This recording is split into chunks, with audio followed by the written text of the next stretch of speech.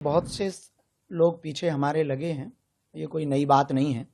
सनातन के खिलाफ, हिंदुत्व के खिलाफ, कभी भगवान भोलेनाथ काशी के खिलाफ अनवरत बयानबाजियां और हमारे खिलाफ अनवरत बयानबाजियां, षड्यंत्र स्वांग रचते रहे। ना हम झुकेंगे, ना हम रुकेंगे। जब तक हमारे तन में प्राण है तब तक हम इस देश के हिंदुओं को एक करने के लिए, काष्ठवाद को मिटाने के लिए, राष्ट्रवाद के ध्वज को फहराने के लिए गांव गांव, गली गली अनवरत जाएंगे, हिंदुओं को जगाएंगे। ये प्रकार के षड्यंत्र चल रहे हैं और उनके चेहरे सामने आ रहे हैं, वो बेनकाब हो रहे हैं। अभी और षड्यंत्र करेंगे, हम तैयार हैं, न रुकेंगे न झुकेंगे। कि आने वाले हिंदुओं की बेटियों का क्या होगा, आने वाले बच्चों का क्या होगा।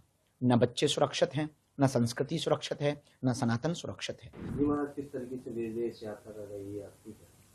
अद्भुत रही। लंदन, ओमान, मस्कट और दुबई से होते हुए पुनः भारत बालाजी के चरणों में हम पहुँचे हैं आज। अद्भुत रहा। भारतीय सनातन संस्कृति का ऐसे ही प्रचार हो। जहाँ जहाँ भारतीय परंपरा के और सनातनी परंपरा के लोग रह रहे हैं उन तक हम पहुँचने की कोशिश कर रहे हैं, ताकि सदियों सदियों तक सनातन संस्कृति का ध्वज लहराता रहे। महाराज, आप यहाँ पहुँचे हैं, एक प्रोफेसर है लखनऊ से बताया जा रहा है, उनके द्वारा एक ट्वीट किया गया है ट्विटर पे और उनके द्वारा महिला तस्करी के आरोप लगाए गए हैं। किस तरीके से आप देखते हैं? आज आपके शिष्यों ने FIR भी दर्ज कराई है। अनवरत बहुत से लोग पीछे हमारे लगे हैं। ये कोई नई बात नहीं है। सनातन के खिलाफ, हिंदुत्व के खिलाफ, कभी भगवान भोलेनाथ काशी के खिलाफ अनवरत बयानबाजियां और हमारे खिलाफ अनवरत बयानबाजियां, षड्यंत्र स्वांग रचते रहे। ये कोई नई बात नहीं है। आगामी समय में जो फिर से पदयात्रा की जानी है 7 नवंबर से 16 नवंबर, और जब उसकी बिगुल बज गया, उसकी वार्ता यत्र तत्र होने लगी, तो प्रायोजित तरीके से इस प्रकार के लोग सक्रिय हो गए हैं, कुछ ना कुछ बोलते जा रहे हैं। अभी तो और नए नए षड्यंत्र आएंगे, पर ना हम झुकेंगे ना हम रुकेंगे। जब तक हमारे तन में प्राण है तब तक हम इस देश के हिंदुओं को एक करने के लिए, काष्ठवाद को मिटाने के लिए, राष्ट्रवाद के ध्वज को फहराने के लिए गांव गांव, गली गली अनवरत जाएंगे, हिंदुओं को जगाएंगे और हिंदुत्व परंपरा के प्रचार के लिए अनवरत कार्य करते रहेंगे।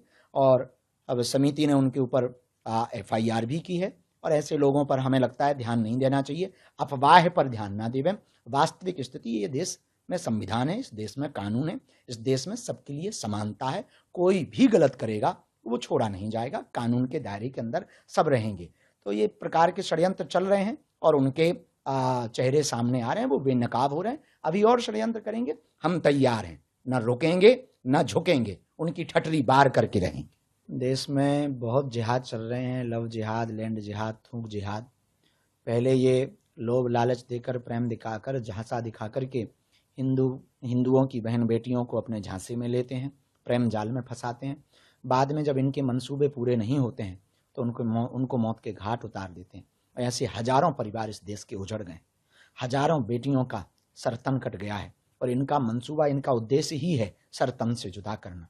हमारी यही चिंता है कि आने वाले हिंदुओं की बेटियों का क्या होगा, आने वाले बच्चों का क्या होगा। न बच्चे सुरक्षित हैं, न संस्कृति सुरक्षित है, न सनातन सुरक्षित है। इसी चिंता में हम दिन रात अनवरत हिंदुओं को जागने की अपील कर रहे हैं, उनको प्रार्थना कर रहे हैं, गांव गांव जाकर के उनको जगाने के लिए पदयात्रा कर रहे हैं। और यह क्रांति जब तक हमारे तन में प्राण है तब तक तो हम प्रयत्न है हमारा, ये क्रांति अनवरत जारी रहे। यही हमारी प्रार्थना है।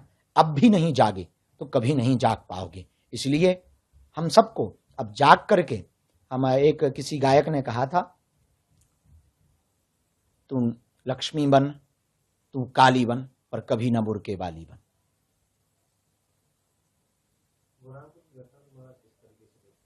सोची समझी साजिश है, प्रायोजित है। उनको इस प्रकार की समझाइश दी जाती है। उन लोगों की ऐसी मानसिकता ही है, कुंठित मानसिकता ही है, और वो इस प्रकार से हिंदू बहन बेटियों को टारगेट करते रहते हैं अनवरत। हर जगह देश के कई कोनों में ये खबरें मिल रही हैं। और मध्य प्रदेश भारत का हृदय कहा जाता है, और भारत के हृदय में अब ये घटना होना निश्चित रूप से हिंदुओं के लिए ये दाग है और हिंदुओं को विचार करना चाहिए। और अब नहीं विचार कर पाए तो कभी नहीं कर पाएंगे। फिर फांसी की सजा की मांग की जा रही है, बिल्कुल देनी चाहिए, बेझिझक देनी चाहिए। ऐसे लोगों को यदि फांसी दी जाएगी तो आने वाले कालांतर में ऐसी घटनाओं पर रोक लगेगा, वो कोई भी हो। हम ये कहना चाहे कोई भी हो, क्योंकि एक बेटी का जब घर उजड़ता है तो वो उसका पूरा परिवार बिखर जाता है। क्या बीत रही होगी उनके पिता पर, क्या बीत रही होगी उनके भाई पर, क्या बीत रही होगी उसकी बहन पर, क्या बीत रही होगी उसकी आत्मा पर। तो हमें लगता है कि यदि फांसी का प्रावधान होगा तो आने वाले समय में जल्दी से ऐसी घटनाओं पर रोक लगेगा। महाराज, मालेगांव घटना के बाद फैसला आया है, कोर्ट ने सभी लोगों को बरी कर दी। किस तरीके से इस घटना को देखते हैं?